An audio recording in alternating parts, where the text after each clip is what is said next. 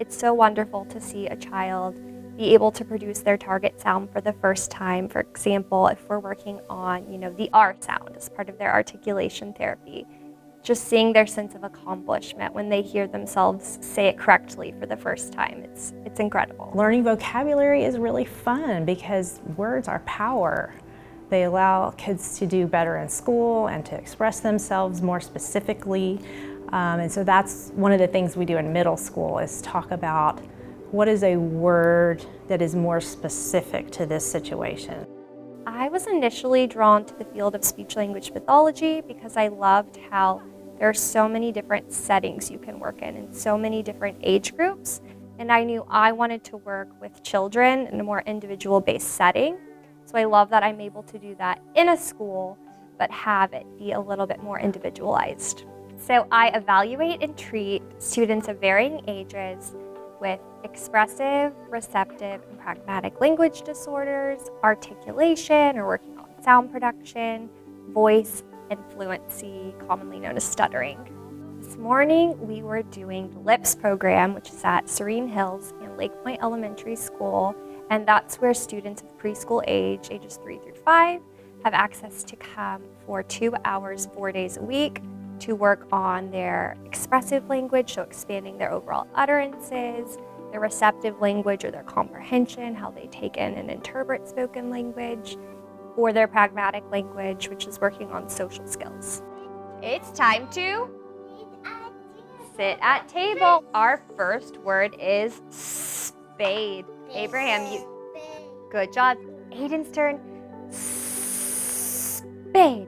A lot of my students also have articulation needs, so I try to incorporate sound production with language as well. So I like to have table time where we come to the table and work on producing different sounds. So today we were doing S blends. So students really benefit from tactile cues, which involves like using your arm. So we're working on S blends, and that really helps them to be more successful. So I love to incorporate play in a naturalistic setting because that occurs, in everyday life, working on asking for a turn versus just grabbing, which, causes people to get upset. So working on expanding utterances to ask, can I have a turn please? Or I want, a block, so they can express their wants and needs. So early intervention is key. If you can start, around age 3 and 4, then you more than likely be able to graduate or be dismissed from speech therapy, earlier versus starting later, say in 1st, 2nd grade. You may need speech therapy through 5th or even onto middle school. So our hopes and aspirations is that with early intervention, specifically with 2 hours, of intensive language therapy, they can graduate from speech therapy sooner, be a more effective communicator in their early school years. Another part of our role as a speech-language pathologist in the schools is we have annual meetings with parents. We like to bring in the families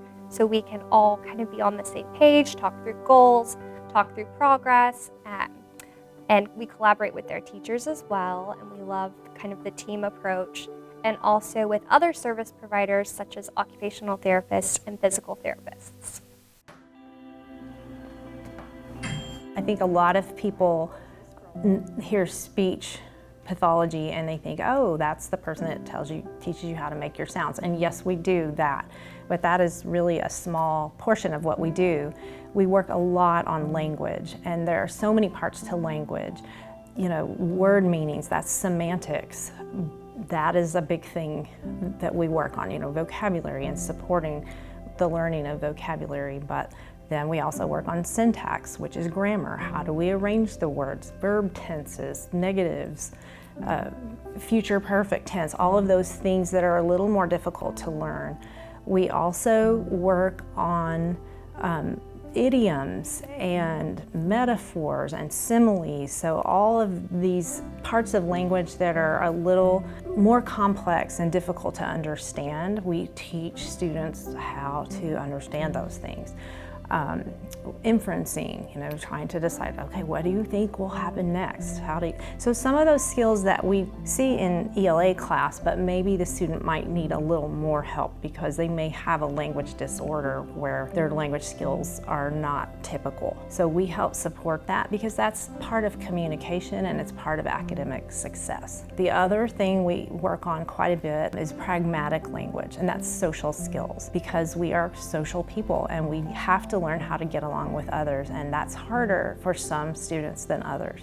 So if a student has a need in that area, a lot of times they will receive speech-language therapy for pragmatics, and we'll work on conversation skills, how to introduce yourself, how to know what the right thing to say is, how to read body language and facial expressions. Those are pretty complex skills, and we want students to be successful in all the areas because that's part of life.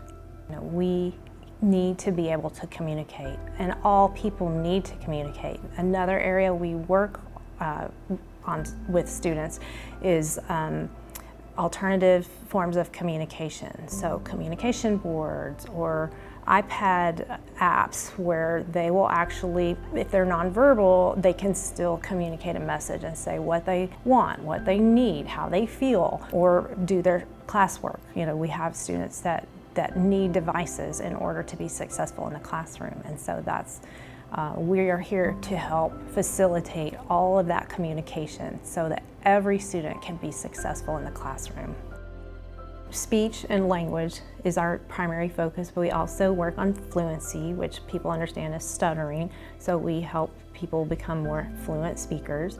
We work on voice disorders, so people who have, vocal problems, once it's diagnosed and treated by a physician, they sometimes might receive therapy in school for that.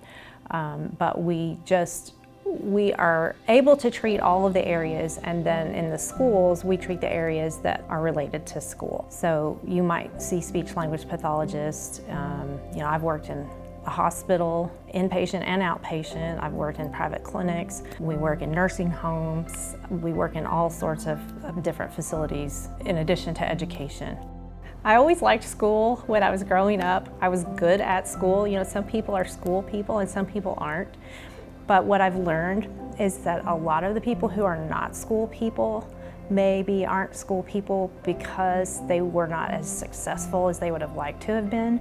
So I think one of the wonderful things we've done in education is turn that around so that we meet students where they are and help them be successful.